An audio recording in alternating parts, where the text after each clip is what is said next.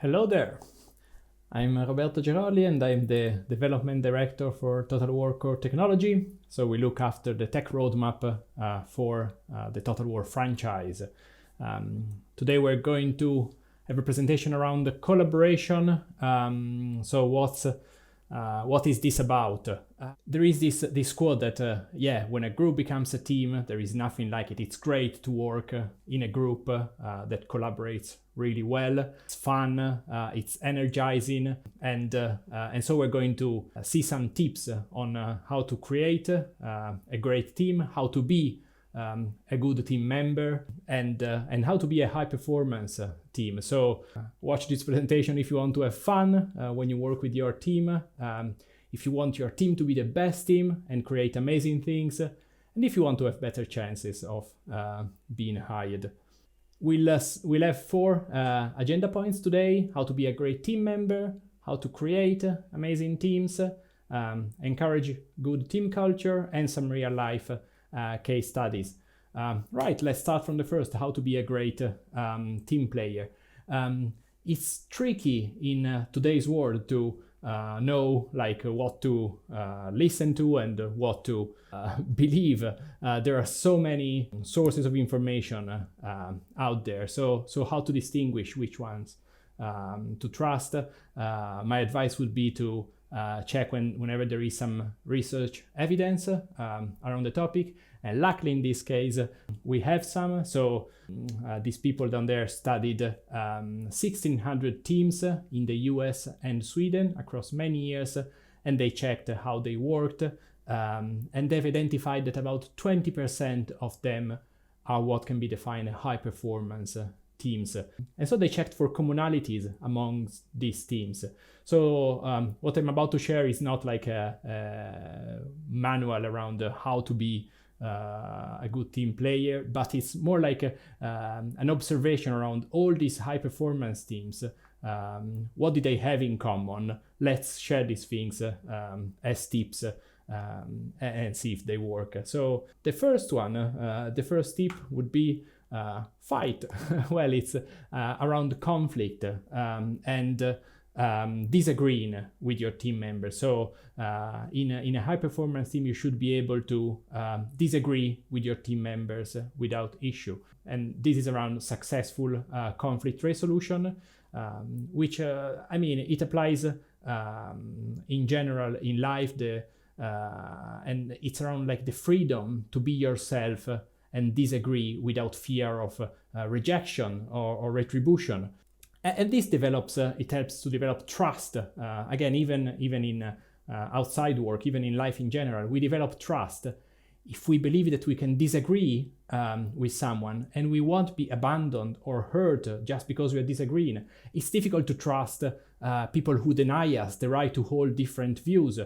So this is very important in a team, to be a good team member, to welcome conflict, and don't be afraid to disagree. There are tips for like positive conflict resolution. We are sharing some here. So I would encourage to communicate views clearly and explicitly, to avoid generalizations. Be very specific about the things you're disagreeing with. It doesn't help to like keep it very broad and generic. Encourage trust and cooperation even when you disagree and when you have some conflict. It's very helpful to, and this relates to the generalization bit, to break down the conflict and tackle issues one at a time. Also, if someone behaves competitively, respond cooperatively.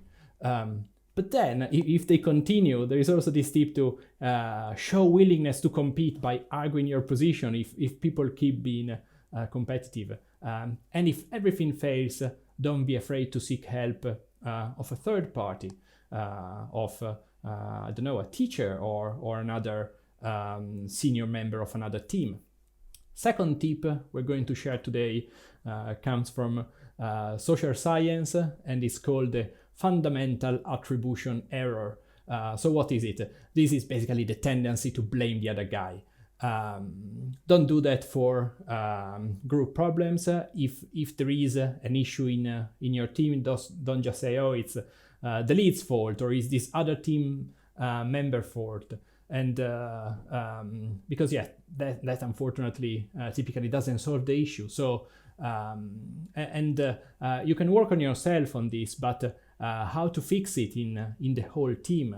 Well, the suggestion here is to talk with group members about this very normal human tendency. When people are aware that this is something that we all do and that it happens, they will start to look at other factors that are inhibiting progress.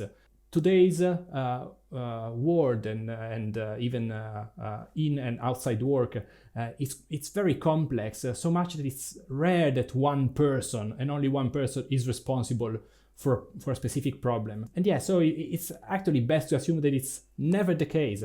So when there is something that doesn't feel right in what someone else is doing, give them the benefit of the doubt. Blaming them won't help. Everyone in the team shares the responsibility for success. And by talking about this and by being mindful of this, you can fix this fundamental attribution error. The next one is, I don't get it. What are the group's goals? How to achieve those goals? So one, if not the most important characteristic of high-performance teams in this study, were that they had clear goals.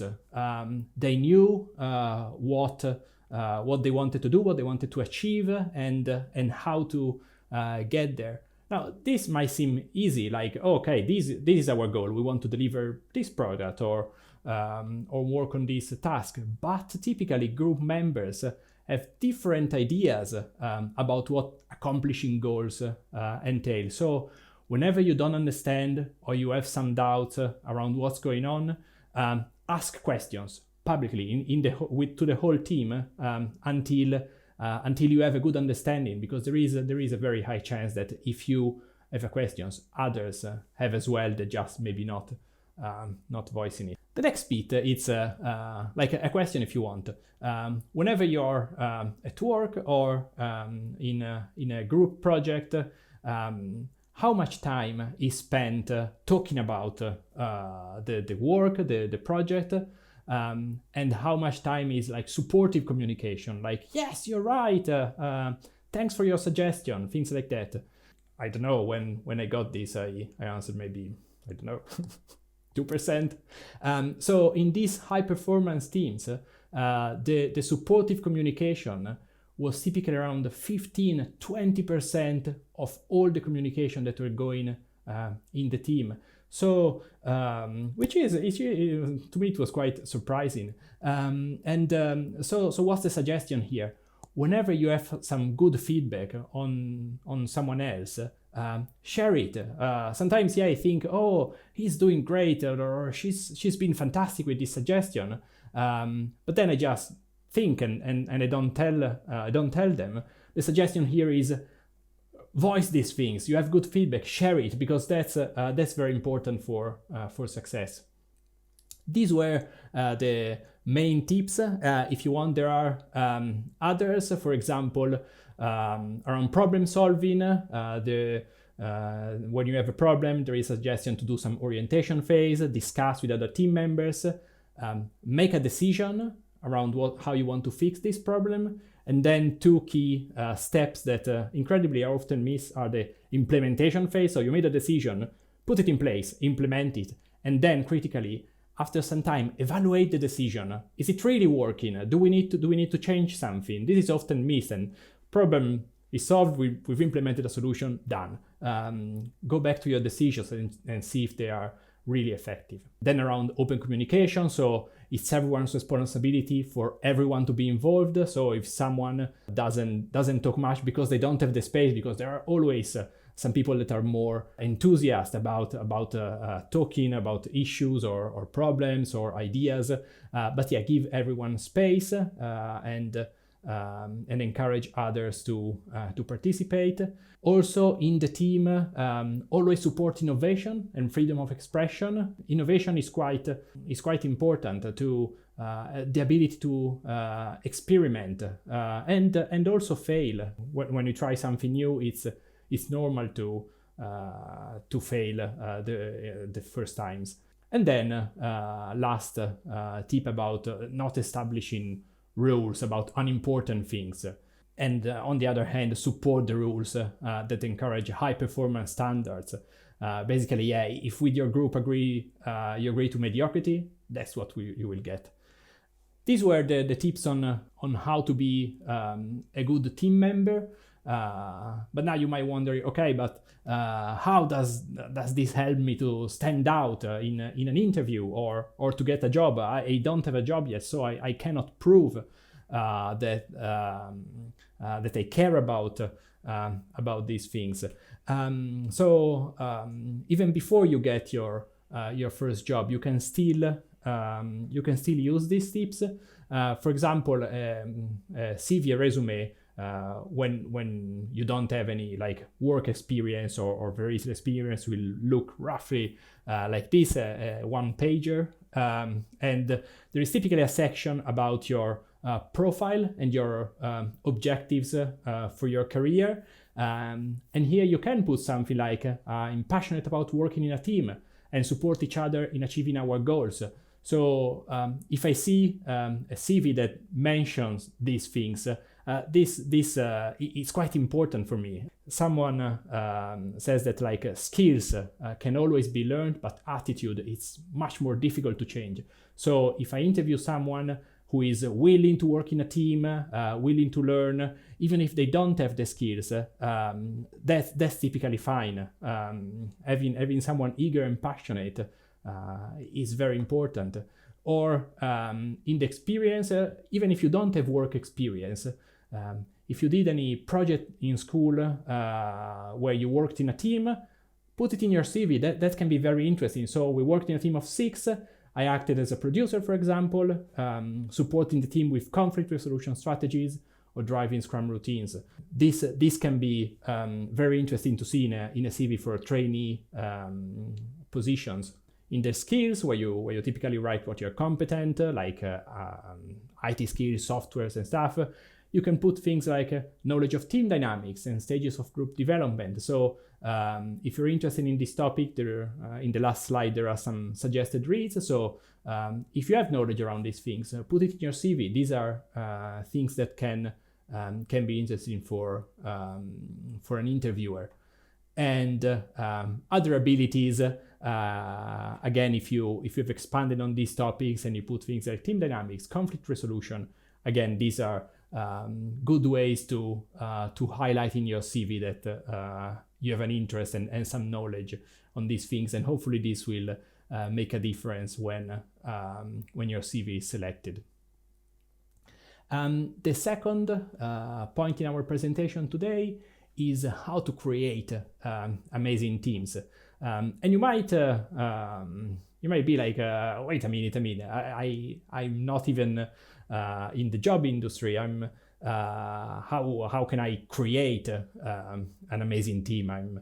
I need to be part of a team yet.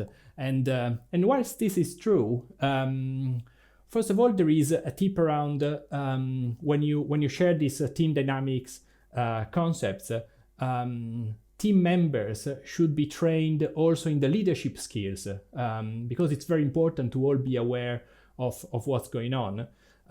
But also, in my team, for example, we hired a trainee producer, and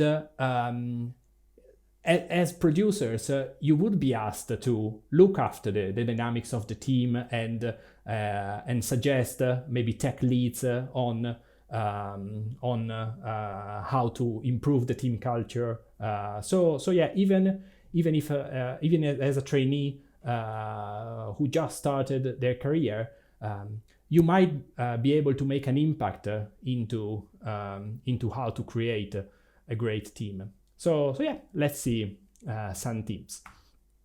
The first tip is it's normal, it's going to be okay. So especially when a team is formed, there are things that are unclear, confusion, awkwardness even, and people may feel like out of control. When you reassure them that it's normal, that in the beginning things are murky. They are everything is all over the place. We don't have processes yet in place, or it's been a team that has been there for a while, but we've had new team members and things need to change slightly. If you feel the awkwardness, that might be tricky. But if you recognize that this is normal, it's not you're not alone in this, and this is standard process of joining a team. That should allow you to relax and enjoy the ride if you want. Typically people with knowledge of group behavior make better group members and leaders. So again, just by knowing these things, you are ahead of the competition if you want. The second tip, you're familiar with it already. It's again fight. So even when you're creating a team or you're part of the team culture, the conflict is again important. So most of us, myself included, tend to avoid conflict as much as they can. But if you recognize that it's inevitable to define goals, procedures, roles in the teams, then you can gradually welcome conflict and disagreeing. So just reminded that we are talking about like conflicts around tasks, roles, structure, not personal conflict. We should all try to actively avoid personal conflict. That doesn't help group progress. Whilst, as we said, the task conflict is necessary to create this unified direction. Let's see another tip. Don't sit on the sidelines. This is very important. Take responsibility for what's going on, even if it doesn't involve you directly. Oh, but this is his responsibility. It's he should fix it. That doesn't help. It doesn't create these high performance and really great teams to work with. Every group member is responsible for the group's outcomes. Never wait for other members or the lead to solve a problem. Contribute it yourself. Feel empowered to do it. Engage and be challenged. Formulating, communicating a vision that engages your coworkers is really important. I'll restart this one. So formulating and communicating a vision that engages coworkers is really important. So you should show consideration for your peers. You should involve them in problem solving, and yourself you should act with integrity. Be a good role models. And if you become a lead, or if you have a lead, which we all do in work, be ready to, if you're the lead, to be challenged. So, and if you're a team member, don't be afraid to challenge the lead, or in a respectful way and collaborative way. But yes, make suggestions, take initiative, take even part in the monitoring, in the guidance of the whole team. And that's a great way for team members to share the responsibilities and become a great team. If you're a lead, in the beginning, it's expected that you are very hands-on and you have the situation in your hands. But as the teams progresses, it's a very good idea to delegate responsibilities to other team members. The last tip I'm going to share around creating great teams are the 4 stages of group development.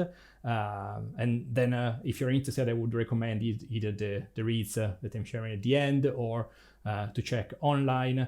Sometimes they're called Storm, Norm, Perform, or many other ways. But it's typically recognized that there are 4 stages.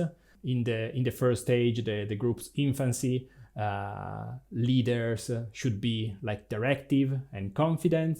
In stage 2, they should empower members to start taking some responsibilities. In stage 3, the leader should involve other members in what he or she was typically doing. And then in stage 4, which is the top stage of group development, the lead typically just participates as an expert member of their team. And because they have delegated many of the leadership function to other team members. And this was the second point on our agenda. The third is how to encourage good team culture. I wanted to share this quote with you from Shuk. The way is not to change how people think, but change how people behave, what they do. And implementing certain processes have a good effect on team culture. There are many frameworks out there. The most used today is Agile and Scrum. So I would recommend to explore these topics and have some decent knowledge around these, because they're used in many industries. And implementing the practices for the Agile movement or Lean that you might also be familiar with, they have an effect on the team culture. So, for example, Agile is around the ability to create and respond to change. We are in a ever-changing world. We cannot just say on day one, this is the product we want to implement, and expect that after a few months or years, that is still the product envisioned on day one is still the product we are going to deliver at the end. For example, in games development, it might take a few years to implement a game, and if we never change, we never adapt to the market, and we never listen to the community in the years it takes to implement a game, we're probably setting up ourselves to failure. So in Agile, there is a collaborative effort of self-organizing and cross-functional teams with their end users, so the people playing the game in this case, as to adapt the plan, to deliver constantly and early, to have continual improvement, and being very flexible to responding to changes. Or the Lean movement, you might be less familiar with this one, but it's around creating needed value with fewer resources and less waste. So yeah, there is a continuous experimentation to achieve the perfect value with zero waste, which is it's like the end goal target, probably unachievable, but strive to perfection without expecting to ever reach it. Then another tip on the team culture is failure, and how do you deal with failures? What are called the pathological organizations. The bad ones, if you want. Whenever there is failure, they look for a throat to choke. And there are investigations to find the person or persons that are responsible for the problem and punish or blame them.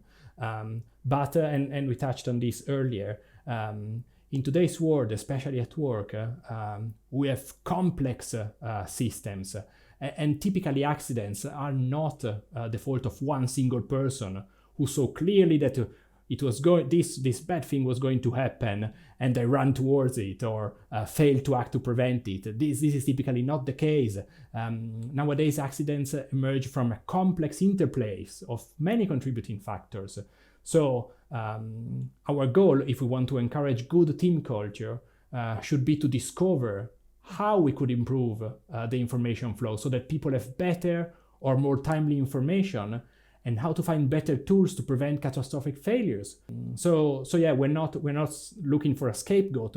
We're looking at improvements on how this can be prevented from happening in the future. So whenever there is a mistake, if you don't blame someone from a mistake, but you take it as an opportunity to see how we can all improve and learn, that's a very good way, a critical way to create a good team culture.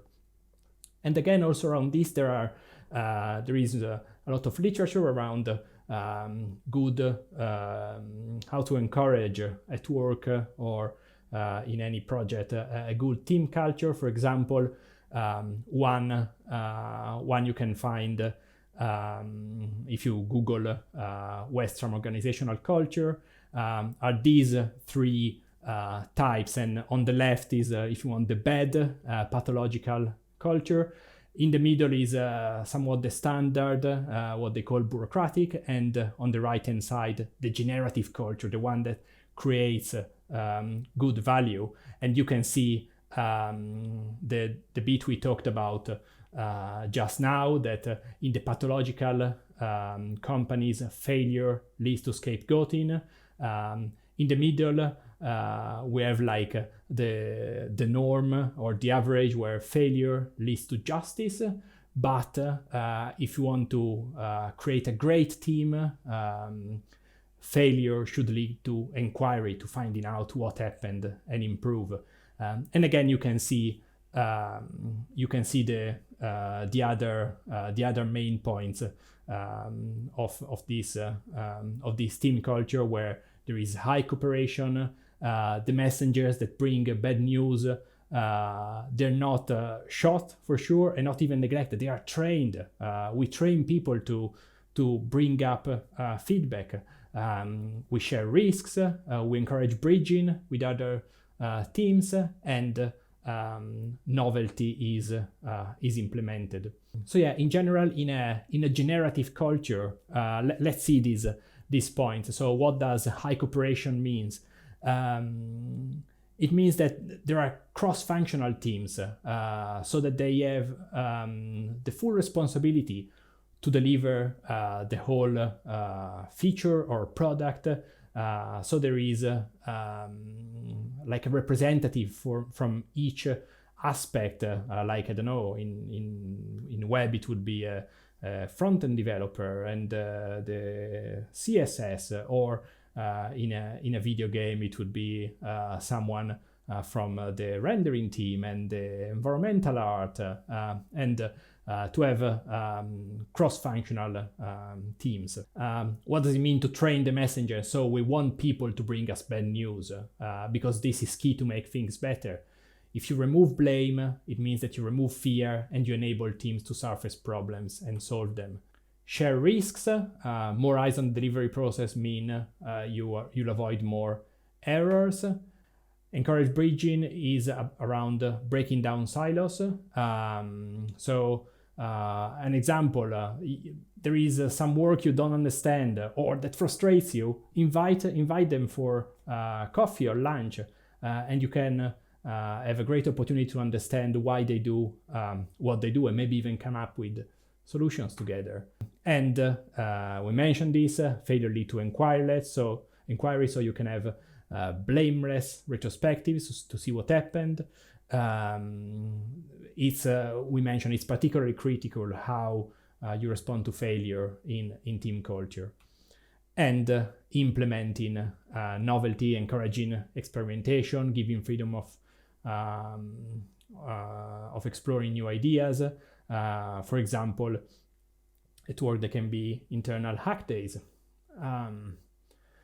Right, this is the last slide around team, a good team culture. Let's see now some real life case studies. So this one is something that we worked on in the past few months. So we talked about Agile, the Agile methodology, and this is targeted towards teams of, let's say, a maximum of 10 people. Now, at Creative Assembly in Total Work Core Technology, we have 70 people. How do we cooperate with each other? How do we scale this concept of Agile? And even beyond, how do we cooperate with the different game teams we support? So the Agile framework can scale. There are frameworks called like SAFe or LESS. What we did in this case, we asked for requirements to all our stakeholders, and rather than having this huge backlog of things they would like to do, we narrow it down to like a quarterly backlog. And then we did overall retrospectives with them. We used to have retrospectives just within our single teams, and now we've expanded this to also like game teams or cross-team retrospectives, and we gathered the feedback from all of them. Unfortunately, it didn't go very well in the beginning. Why? So there was still pressure to deliver. There was no time for innovation. And also we missed internal dependencies. The teams kept working in isolation. So how to fix this? And it's an iterative process that keeps evolving and improving. But as we saw a tip earlier around changing the process to change the culture, this is something that we've put in place. So rather than asking people for requirements, we started bringing stakeholders together to discuss their needs. So we used to like ask each one of them singularly to send us their requests. Now we changed the approach, and we are bringing them together in the same room, and they share what they need. So this really helped them to understand other priorities, to resolve clashes, and also understand our side of the project, the problem, since we are a central team working with them all. We also applied this internally with all our teams. Around the internal dependencies missed, again, a very good idea is to bring people together and do like cross-team, what we call backlog refinement. So the checking at the list of things we need to do and reviewing it together rather than, again, in isolation with other team, talk about dependencies and invite people to collaborate. This was the first case study. The second one is around team culture. So because we wanted to set clear goals, we also wanted to give a mission statement for our core technology group. So again, we look after the tech roadmap for the franchise. So what would be our mission statement, we did something a bit different. I would have expected to see something around technology, like cutting edge technology, and being focused on innovation or something. And instead, what we put as the first point was to build a positive and collaborative culture that develops cutting-edge technology. So we believe that the great technology is a byproduct of having a positive and collaborative culture. So, and we believe that making this clear for our team members is quite important, so they share the goal. Another case study I'm going to discuss today is about the Total War engine. So in the past, it used to have different components, each looked after by a different team, we moved away from this. Well, we created this core tech group so that we could all work together with the same goal and in the same direction. So this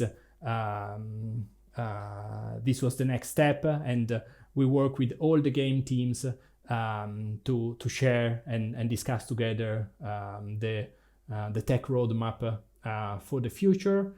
And we mentioned some of the issues here. So we are taking this one step further and creating one single team. So seeing ourselves not as the core tech team and this game team, but one team working together on the future and acting as one single entity. So introducing team dynamics concepts, bringing leads together, shared goals and objectives, so this is true both on the technological aspect, where where we brought all the tech components together from a people aspect around these team dynamics, and also methodology where we introduced scaled agile, aligning on objectives for the franchise and what each team should work on. The second to last example I'm going to share is something called Obeya. So they encourage to have these rooms where you can at a glance see how everything is going. So not just the leads and the directors have an idea of what's going on, but everyone can go and know what the vision is, what the customers or players are saying, what the plans are, what's the performance, so that it encourages transparency and gives a view to anyone who wants to be involved. And this rapid exchange of learning is incredibly valuable. This is something that is actually mentioned by many different terminologies, if you want. This continuous feedback cycle of learning, testing, validating is a key characteristic of Agile, but also of the DevOps movement, of the PDCA, plan, do, check, adjust, games as a service, where games are treated as something that is evolving constantly, listening to the players' feedback.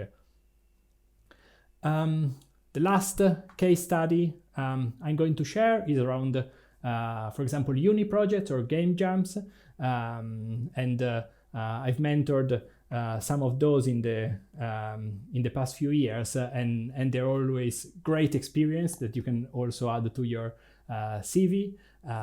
And what I recommend to people working on these projects are some of the tips that we've seen in this presentation. So welcome task conflict and stop interpersonal conflict. Discuss team dynamics. A quick chat at the beginning can be very helpful. So if you're about to start a project like this, it might be good to share some of these tips. Take responsibility for things. When we said don't sit on the sidelines. Clarify the goals of your group and expect things to be a bit murky in the beginning. So don't be afraid if it's very awkward when your team starts.